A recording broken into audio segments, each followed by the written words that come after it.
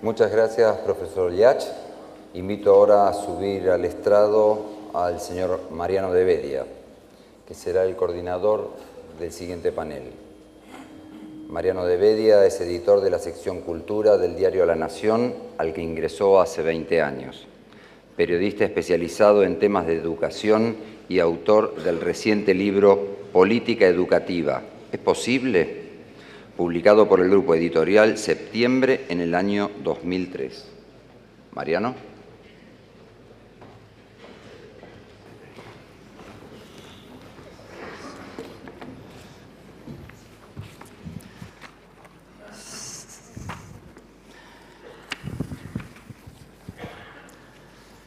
Buenos días a todos. Perdón. Bueno, más allá del crudo diagnóstico y de las dificultades que muestra hoy la educación, nuestra intención en este bloque es delimitar un poco las responsabilidades de cada sector de la cadena educativa, los que componen la tarea diaria de educar. Las familias, representadas por los padres, los docentes y los directivos escolares. Definir sus responsabilidades, fijar metas claras y definir qué podemos hacer cada uno de nosotros desde nuestro lugar para garantizar una educación de calidad para todos, como señalaba el doctor Liach. Por eso es importante reflexionar sobre qué espacio tenemos desde la educación para formar líderes, para poner en marcha un compromiso con el futuro del país, a través de una herramienta que es la educación, que supo construir en los comienzos del siglo pasado un país mejor, una Argentina posible, como dice el lema del Congreso de CREA. Y hoy, bueno, los diagnósticos son conocidos, los vimos al principio: 6 millones de chicos pobres, 25% de hogares bajo la línea de pobreza, 1 millón de chicos que cada año fracasa en la escuela, aplazos masivos en el ingreso a la universidad.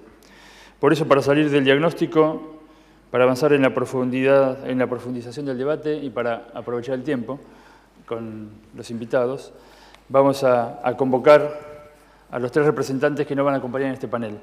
Son Adrián Dalasta, licenciado en Humanidades y Ciencias Sociales de la Universidad de Quilmes; Horacio Gilini, secretario general del SADOP, Sindicato Argentino de Docentes Particulares, y de CONTEDUC, Confederación Nacional de Trabajadores de la Educación; y María del Carmen Trincado de Madeo, maestra normal nacional, coordinadora de grupos de aprendizaje y servicio solidario, y actualmente directora de la Escuela Media Estatal número 3 de San Nicolás, en la provincia de Buenos Aires, y profesora también en el nivel secundario de esa institución.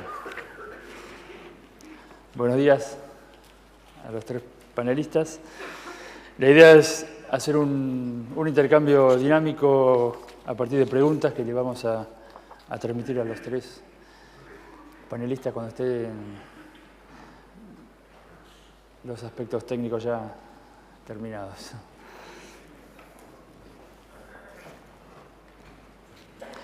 Hay una pregunta inicial que les corresponde, les cabe a los 3 por igual, que se la voy a hacer, y es: ¿en qué medida los padres, los directivos, los docentes, se sienten responsables de las deficiencias que arrastra el sistema educativo? Podemos comenzar con Adrián Dalasta, que es el fundador y director ejecutivo de la Fundación Proyecto Padres. Bueno, a mí me toca por ahí representar una franja muy amplia, son los padres, ¿no? Entonces es difícil arrogarse esa representatividad porque hay sectores que necesariamente quedan muy excluidos en este debate. Pero en principio me parece importante tener en cuenta que creo que los padres están en una posición un poquito desde afuera, en lo que nosotros llamamos desde la Fundación la tercerización, es decir, la búsqueda de que otros resuelvan lo que debo resolver yo. Los padres somos los primeros educadores y esta es una función indelegable y maravillosa, pero somos los primeros educadores. Entonces a veces ponemos en los colegios, ponemos en las escuelas expectativas que en realidad tienen que ver con nuestras responsabilidades propias. ¿Quiénes podemos hacerlo? Porque, como dije antes, hay muchos padres que están detrás de muchas urgencias. Solo una última mención, y es que fíjense que por otro lado, esta exclusión también tiene que ver con la postura de la sociedad, porque en todas las investigaciones de educación y en todo lo que tiene que ver con el proceso educativo y con lo que hace a la mejora de la educación, tampoco son tenidos en cuenta los padres dentro de este proceso. Y creo que esta es una ausencia importante. Ajá. Le podemos transmitir la misma pregunta a Horacio Gelini, representante de los docentes. Bueno, a mí me toca la perspectiva desde el docente. Teniendo en cuenta los cuadros que vimos recién, es muy importante ver una Argentina heterogénea. La fragmentación social de la Argentina se da también en que tenemos como dos mundos escolares, como dos mundos docentes. El docente que más nos preocupa es aquel que se está enfermando, aquel que está angustiado porque el docente se siente responsable, a la pregunta concreta, sí, no culpable. Aquel que no resuelve que la responsabilidad y la culpa son cosas distintas, normalmente se enferma. ¿Y cómo no se va a enfermar aquel trabajador que siente de alguna manera estéril su esfuerzo? Y esto tiene que ver con otros factores más complejos y profundos que quiero señalar. Desde el punto de vista nuestro, la idea y la invitación a los padres, a ustedes mismos, es tratemos de elaborar con claridad nuestras demandas. Transmitámosle a la sociedad, a los políticos, transmitámonos claramente nuestras demandas. En el caso nuestro, el docente anhela esa coherencia del proyecto del 80 en que los valores establecidos como ideario de sueño de país se transmitían después en concreto en la escuela. No digo que reiteremos el proyecto del 80, que sería otra discusión, sino que reiteremos la coherencia entre el proyecto de país, el modelo productivo y el plan educativo. Mientras no haya una coherencia entre lo que queremos como país, lo que se hace en economía y lo que pasa en la escuela es como que rema contra una corriente o que está en desacuerdo, por decirlo así, y el docente sufre esa tensión de hoy no nos sentimos responsables del cambio de sus hijos. Aunque haya ejemplos maravillosos. Si el docente no es el agente, aquel de la Argentina, mi hijo el doctor, el que consigue que su hijo progrese más que usted, no vamos a tener esa valoración social que tanto estamos esperando. Ahora, ¿le asume esa responsabilidad el docente de hoy tiene una ansiedad tremenda de capacitarse y de ser. No se siente, ya les digo, culpable de que tenga que empezar por él mismo solamente. Claro. Y profesora, María del Carmen Trincado de Madio, los directivos, los directores de escuela, ¿se sienten responsables de las deficiencias? Y bueno, nosotros somos, no podemos dejar de sentirnos responsables, esa es nuestra tarea, somos el ojo de esta tormenta. Ahora, cuando uno analiza en profundidad, ¿qué es lo que nos pasó para tener que enfrentarnos con estas cifras y con este panorama que vimos recién? Nos parece que, la crisis fue tan fuerte, el golpe fue tan artero y fue tan sorpresivo y fue tan duro que nos dejó descolocados a todos. Hoy tenemos una sociedad empobrecida y cuando digo sociedad digo eso, digo chicos pobres y digo también docentes pobres. Y cuando decimos que los chicos no leen, a veces la realidad es también que los docentes no leen como debieran, porque no se informan como debieran. Y en medio de esa crisis, la escuela tuvo que salir a hacer cosas que no hubiéramos querido hacer. Nadie en la escuela quiere tener que ocuparse de llevar el plato de comida o de sacar los piojitos de la cabeza. Hubo que hacerlo. Y la escuela, creo que la escuela pública en especial lo hizo con dignidad, hizo lo que tenía que hacer en medio de esa crisis. Y si podemos revertirla y si podemos hacer que esto vaya mejorando, la escuela va a tener que hacer otro esfuerzo inmenso, que es volver a enfrentar su rol, volver a delimitar cuál es su rol en la sociedad, cuál es la expectativa que todos tenemos de la escuela. Pero para eso hay que reconocer que lo más importante que una escuela tiene para darle a la comunidad es el conocimiento. Y que ojalá nunca hubiéramos tenido que repartir la comida o u otras, ¿no es cierto?, otras necesidades, pero hubo que hacerlo. Ahora hay que lentamente volver a reencontrar el rol y sí, somos responsables de esta crisis, hemos formado parte de esta crisis y también hemos estado los docentes, los directivos, los padres, los alumnos, las escuelas, el edificio, todo ha estado golpeado. Bueno, hay que reconstruir con fe y con esmero. Bueno, Adrián Dalasta.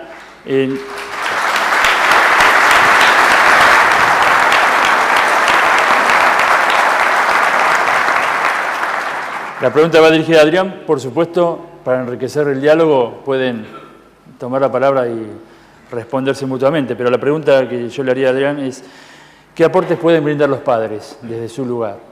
Yo creo que los padres tienen, como dije antes, un rol maravilloso e indelegable, ¿no? Es decir, a mí me preocupa mucho que no se vea la importancia en el proceso educativo que tienen los padres. Es decir, cuando se citan estadísticas que ciertamente preocupan, no se tiene en cuenta que también los padres tienen un rol en lo que hace, desde lo vincular, en el aprendizaje de los chicos. Es decir, a veces los padres tienen un alto compromiso en lo cotidiano, tienen un alto compromiso, inclusive con buenas intenciones, inmiscuyéndose en cuestiones que son propias de los colegios y no propias de los padres. Sin embargo, creo que los colegios deberían abrir las puertas para que los padres participen del proceso educativo y creo que el Estado principalmente debería tener en cuenta que los padres también somos actores sociales de este proceso, no solo en la educación en las cuatro paredes de nuestra casa, sino que somos actores sociales de un proceso, es decir, tenemos mucho para aportar. Y ayer hablábamos, señor Casareto, de la crisis de referencia, ¿no? Y hablaba mucho de la autorreferencia. Si hay alguien que es referente para los hijos son los padres, es decir, los hijos quieren mirarse en los padres y esa mirada de los hijos, ese espejo que solo nosotros podemos ocupar, también debe estar dentro del proceso educativo y dentro de la escuela. Deberíamos invitarnos a hacer una especie de acuerdo de la Moncloa argentino sobre educación. Exactamente. Que tiene que ver, por ejemplo, lo digo como padre y docente, así como nosotros tenemos que saber demandar, tenemos que saber aceptar la demanda que hay sobre nosotros, tanto de directivos como de padres. De hecho, el docente es un auxiliar de la familia. Entonces, no tenemos a veces, como experiencia docente, los padres que más se contactaron conmigo como docente eran los padres de mis mejores alumnos. Los que yo necesitaba no podían venir o no venían. Esto que decía muy bien Liat, en realidad la escuela tiene que ser compensadora, como si fuera la medicina. Aquel que está más desnutrido, más atención. Aquel que más necesita, tendríamos que darle más calidad educativa. En realidad se nos da al revés, potenciamos la marginalidad si las escuelas del que menos necesita tienen más, porque piensen que la necesidad tiene que ver con el contexto social. Familias mejor constituidas, con mejores accesos a la información y económicamente, tienen más conciencia, etcétera, etcétera, etcétera, entonces hay más recursos. ¿Cómo revertir esto?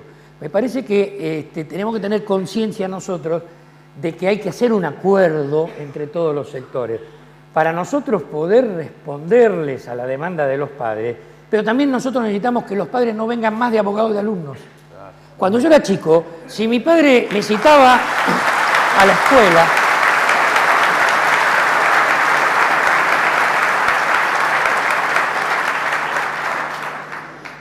también quiero ser un poquito abogado de los padres, también es cierto que hay maestras que tienen falta de ortografía, y esto es una realidad dolorosa, que tiene que ver, lo he sido profesor de un profesorado, y fíjense en el video, había una chica que quería ser periodista y entró en policía, decía el video.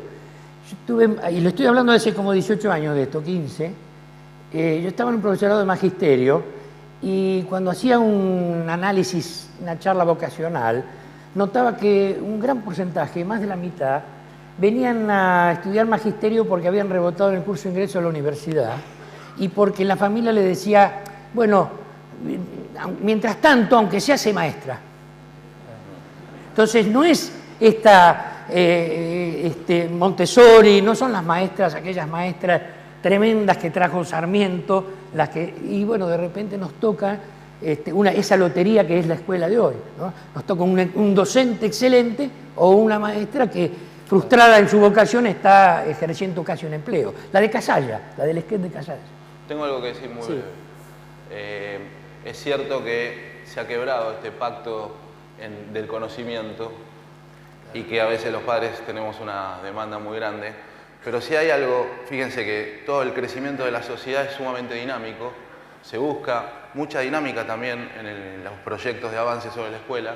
Sin embargo, el rol educativo para con los padres es el más estático y tradicional de siempre. Entonces, también es un desafío para los docentes y para los directivos la inclusión de los padres en este proceso. Sí, María del Carmen. Sí, y yo quería agregar, es cierto, muchas veces en la escuela cuando llamamos a entrevistar a alumnos que tienen problema, que generalmente pasan por la adaptación social, por aceptar las normas, por cumplir con lo que la escuela propone, generalmente el papá que viene detrás de ese alumno nos plantea, bueno, ¿por dónde empezamos? ¿A quién volvemos a poner primero en su lugar? Porque esto que decían ayer, esto que nos ha agarrado a todos los adultos, de la eterna juventud, de ser siempre lindos, siempre jóvenes, siempre flacos y siempre no sé qué, después trasladado a los roles es que a nuestros chicos, sobre todo a los adolescentes que son con los que trabajo y los que más conozco, ¿no?, les falta ese rol de oposición del docente. Ya tenemos adolescentes en casa, ya los tenemos en la escuela, no tenemos que ser los papás también adolescentes, los docentes adolescentes, los directivos, seamos todos adolescentes, entonces está todo bien.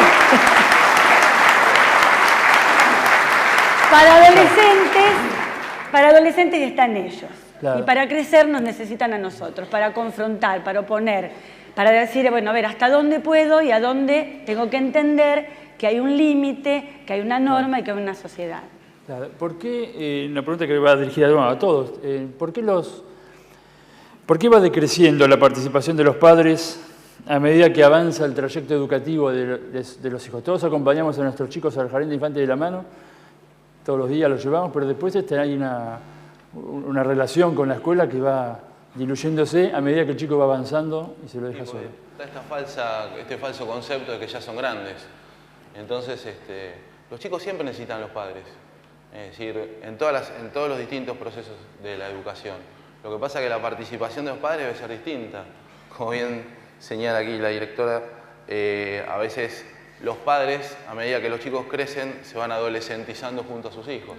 Entonces, claro, en vez de transformarse en estos marcos referenciales tan importantes para que los adolescentes puedan crecer y no tener esta sociedad adultecente, ¿no es cierto?, donde los adultos quieren ser eternos adolescentes, obviamente cuando parece que en vez de ir siendo acompañados por sus padres, empiezan a ser parecidos a los padres. Claro. Entonces, en el momento que es clave, por ejemplo, si hay un problema que tienen los adolescentes hoy es su desorientación vocacional, claro, gravísima desorientación vocacional.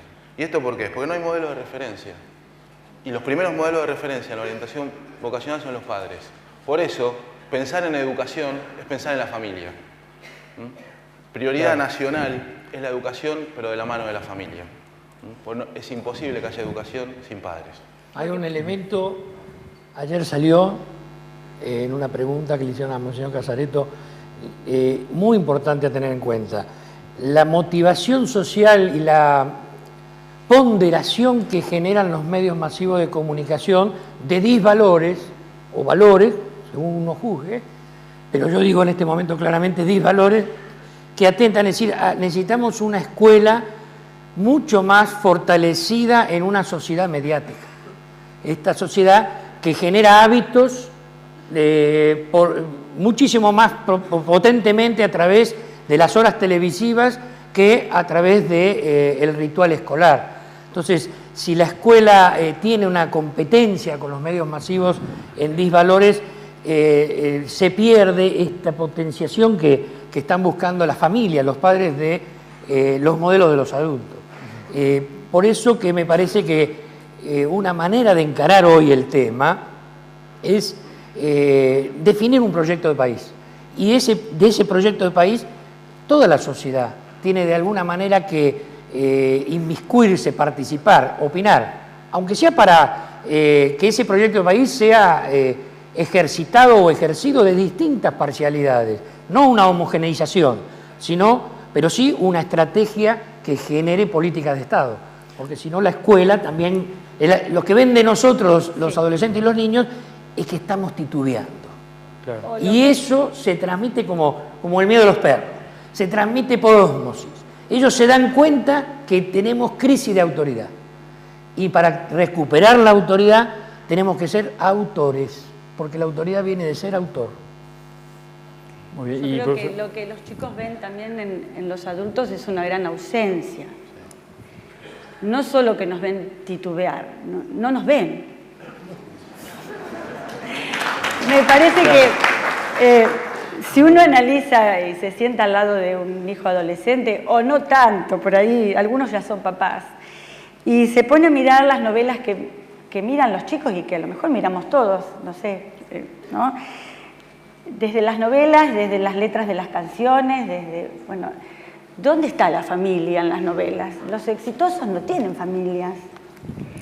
Y si en las novelas hay una familia, el papá es tan tonto y la mamá es tan inútil y los problemas los solucionan los hijos, porque son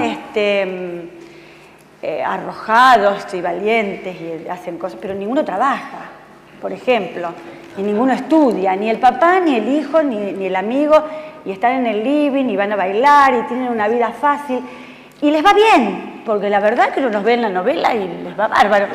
Entonces, claro, entonces decimos, en la escuela, claro, en la escuela tenemos que presentar una anticultura de todo eso.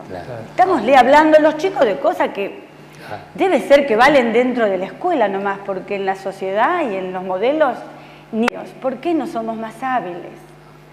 ¿Por qué no proponemos desde ahí modelos distintos y que tengan que ver con la verdad de la vida de todos nosotros? La verdad es que si no trabajamos, no vivimos dignamente. Esa es la verdad.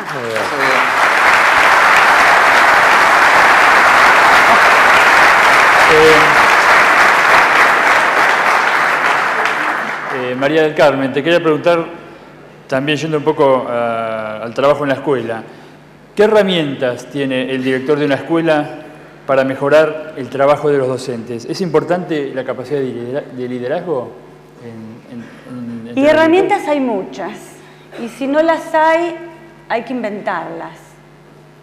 Hay un espacio donde no hay que esperar que nos traigan todas las herramientas, sino que hay que salir a generarlas y a buscarlas, porque hay herramientas que hay que adaptar para esa escuela, para esa situación y para este momento. Creo que todos tenemos que salir también de ese rol tan cómodo de pensar, bueno, a ver, ¿qué me da la inspectora? ¿Qué me da el señor ministro? ¿Qué me da? Bueno, a ver, primero voy a mirar qué hay, porque es mi obligación y es mi trabajo. Pero si algo no hay, bueno, tengo que salir a generarlo, a inventarlo, a proponerlo, a crearlo, porque eso es educar. ¿Hay un apego excesivo al reglamentarismo, por ejemplo?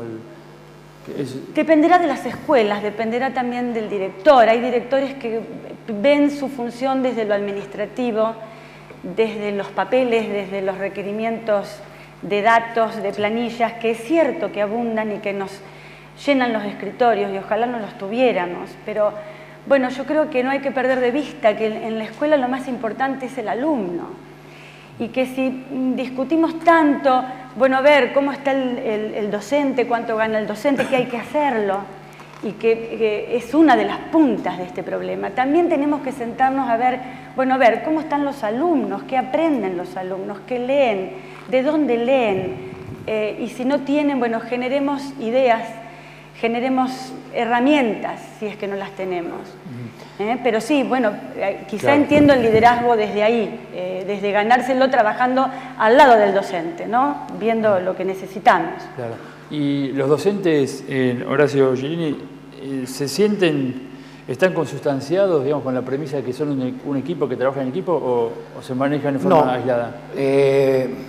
Bueno, yo, ya que veo políticos, funcionarios, los invito a que priorizar la educación hoy, hay que discutir las estrategias, obviamente, pero propongo empezar por el docente. Una gran cosa de la generación del 80, de la genialidad política de Sarmiento, fue preparar su ejército. Empezar por la reforma educativa no debe empezar por los edificios, debe empezar por el docente.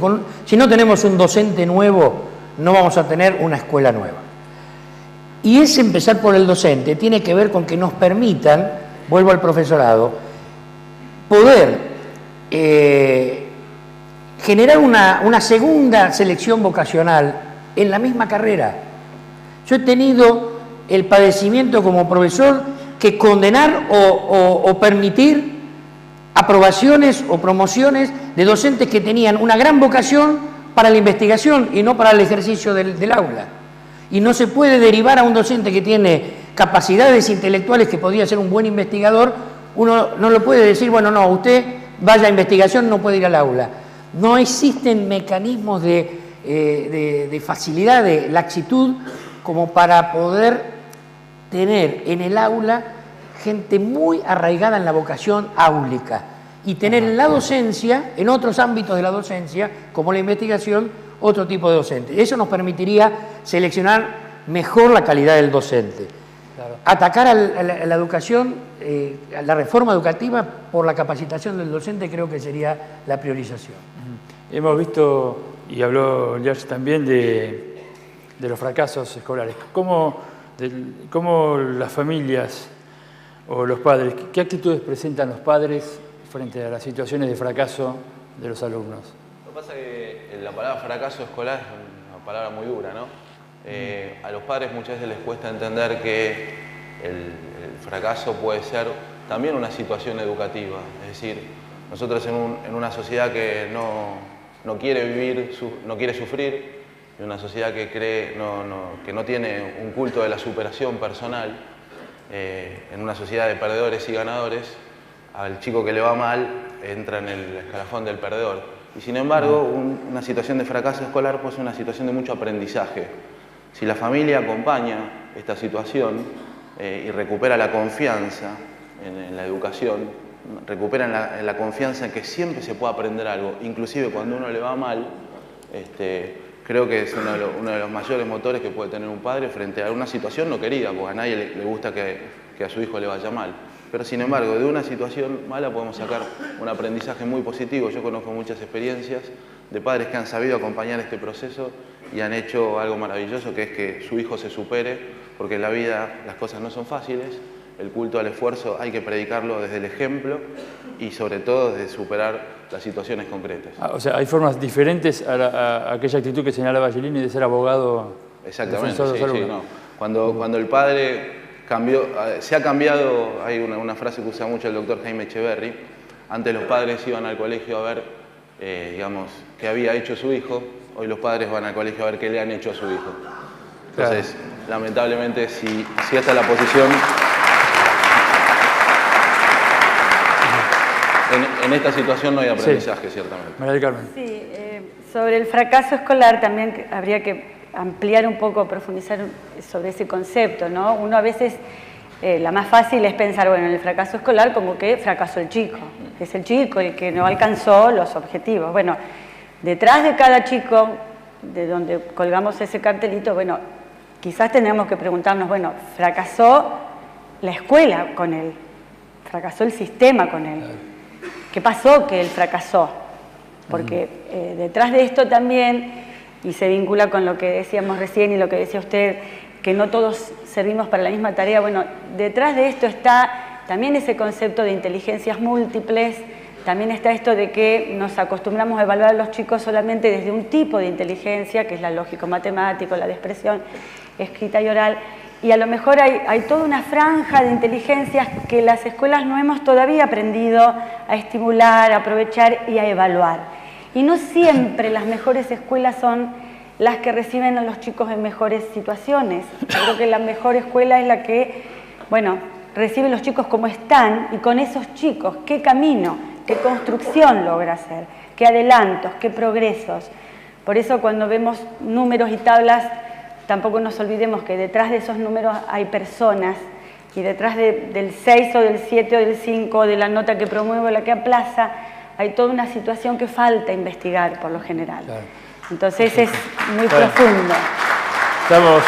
Tener buenas notas no es salir aprobado para la vida.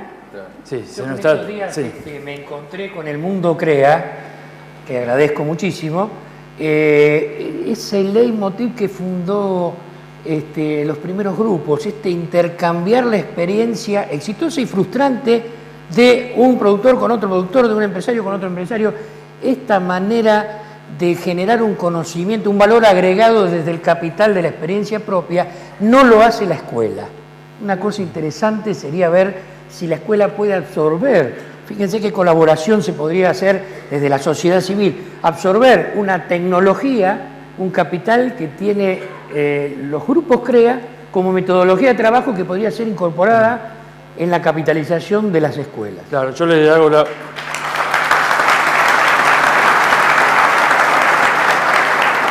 la última pregunta, muy cortita, porque se nos está terminando el tiempo. Quedó claro que en la generación del 80, fines del siglo pasado, principios del siglo pasado, fines del siglo XIX, definía un modelo del país. ¿Hoy está claro el proyecto educativo? ¿Cómo creen que debería orientarse? Si está claro o cómo queremos que sea. Esa es la pregunta. Sí. Yo creo que un proyecto educativo va a estar más claro cuando tengamos primero el proyecto de país que queremos. Ajá. Yo creo que... Quizás tengamos que hacer un gran debate, bueno, sobre cuáles son los ejes que vamos a priorizar. Hemos escuchado ayer disertaciones valiosísimas sobre esta nueva visión de la economía, sobre esta nueva visión de, bueno, cómo es esto de que unos tienen tan poco y otros tienen tanto, pero que al final estamos todos en el mismo problema. Y esos lazos de la solidaridad hay que rescatarlos desde la escuela y creo que estamos en camino de eso. El Ministerio de Educación de la Nación tiene un programa de escuelas solidarias que nosotros descubrimos, y acá sí cuento cortito la anécdota de mi escuela. Nosotros ya veníamos haciendo ese tipo de experiencias y de trabajos. Nos habíamos propuesto que los aprendizajes que los chicos lograran en la escuela de alguna manera eran más valiosos y tenían que ver más con su autoestima y con su entusiasmo de aprender, si podían llevarlo fuera, trasladarlo a la comunidad, hacer que eso que están aprendiendo sirviera de aporte, aunque sea chiquitito, para un problema concreto de su comunidad. Realmente lo estábamos haciendo sin saber que existía un marco que está desde hace varios años en el Ministerio, por eso presentamos proyectos, ganamos un premio. Bueno, a partir de eso se generó también una visión distinta de esto que es aprender. Aprender para servir, para que lo que estoy aprendiendo, porque eso es lo que una escuela es valiosa en su comunidad si tiene conocimientos para aportar. Y desde ahí está esa metodología. Creo que no puede haber un proyecto de país y un proyecto de educación posible si no hay un proyecto de familia. Y si no hay un apoyo cierto al esfuerzo que hacen miles de argentinos desde sus hogares para poder tener una vida mejor. Creo que los padres debemos recuperar la confianza en nuestros hijos, la confianza en nuestra patria y en la educación para poder salir adelante y recuperar un liderazgo social. Es decir, la educación de nuestros hijos no alcanza. Necesitamos juntarnos, unirnos, compartir experiencias y dar un mensaje a la sociedad. Los padres necesitan hijos, la sociedad necesita padres comprometidos con ella. ¿Sí?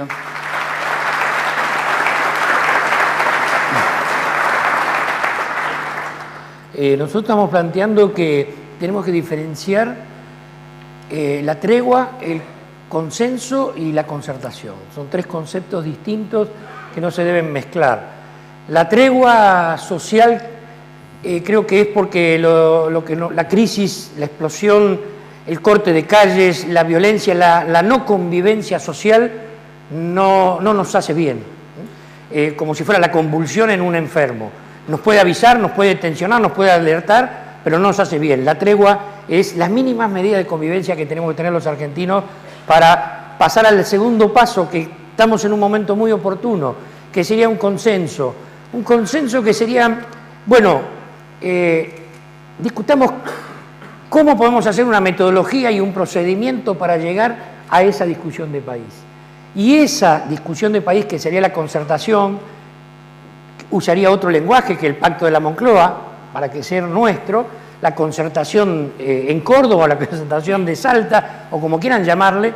Esa concertación exigiría un soñar ese país como lo soñó la generación del 80. Si fueron capaces de traerse otra Argentina a través de la inmigración, ¿cómo nosotros no somos capaces de integrar 3 millones, 4 millones de argentinos que están desempleados que serían hoy los nuevos inmigrantes. Hoy el nuevo proyecto político en la Argentina, la nueva generación del 80, significaría un país sin excluidos. Esos hermanos nuestros, esos hijos nuestros que llamamos excluidos, debemos generar un esfuerzo, un modelo de país que les abra los brazos como les abrimos los brazos a los inmigrantes en el siglo XIX. Bueno, muy bien. Cerramos el bloque, ya no hay más tiempo. Es muy chiquito, pero me están sacando del escenario. Soy directora de una escuela de chicos pobres. Y quiero contarles una anécdota muy cortita que pasó ayer antes de venir. Un exalumno que se recibió en el año 2002 vino contento, venía de una entrevista de trabajo. Es un chico que había dejado la escuela, que volvió, fue papá, volvió él con su novia, terminaron la escuela, le dimos el título con su bebé de 2 años. Y venía de una entrevista de trabajo y venía muy contento porque la persona que lo entrevistó le hizo muchas preguntas de su escuela secundaria. Él le contó todos los proyectos donde había trabajado. Bueno, la entrevista se centró más en eso que en lo que él está estudiando ahora. Y la persona que lo entrevistó le dijo, ¿sabes? Tenés chances sobre los demás, porque a vos no te vamos a tener que explicar qué es el Departamento de Acciones con la Comunidad. Vos lo aprendiste en tu escuela. Entonces me parece que esto de que la escuela prepare a los chicos, que los forme para vislumbrar ese capital social a través de proyectos, a través de trabajos vinculados con la comunidad, puede ser la puertita con la que le vamos a dar un plus, un IVA a la juventud. Bueno, muy bien, les agradecemos especialmente a los tres, a todos ustedes.